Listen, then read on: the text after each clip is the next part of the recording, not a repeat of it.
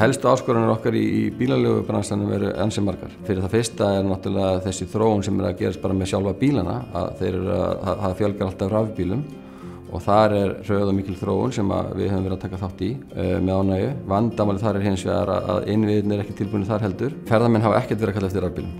Einfaldlega vegna þeir vita það náttúrulega að þeir draga ekkert það sem þarf. Síðan hefur það bara verið erfitt að fá hreinlega að manna í rauninni sumar og síðustu sumur, eins og við vitum þá atvinnuleysi mjög lítið og það hefur bara verið erfitt að fá fólk til vinnu í ferðaþjónustu hvar sem á landinu og við þurfum að fara að leita kannski erlendis eftir starfsfólki. Síðan það í rauninni alls konar svona tæknileg atriði sem að hrjá okkur og til dæmis bara og ytri þættir bara eins og þessi framkvæmd á gjaldtöku á bílastæða við Skaftafell sem bara gengur ekki upp hvað okkur varðar og það ekkert rætt við okkur þau mál og þar finnst mér kannski hvað verst að stjórnvöld þau í rauninni ræða ekkert við okkur finnst mér í allt og mörgum málum. Þróunin á meðal leigutíma hefur verið svo að hann hefur verið að styttast.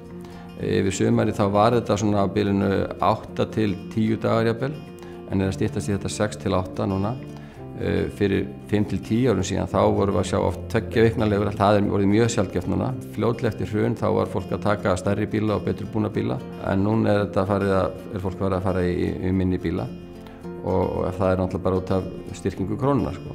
Þessi styrking krónunnar búin að fara gríðarlega illa með okkur og greinina.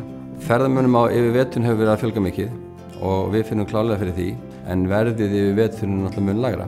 Má segja að nú sé eiginlega blóðugt verið stríð yfir veturinn, það sé að því ég vil meina það að bílamarkaðurinn sjálfur hann sé í rauninni orðinn og mettaður, það að segja bílarnir orðnir og margir og menn eru farnir að fara ansi lágt niður í verðum og sem kallar auðvitað á að viðskiptavinirnir þeir eru ánægðir og taka bílana en það er spurning hvað menn hafa upp úr því.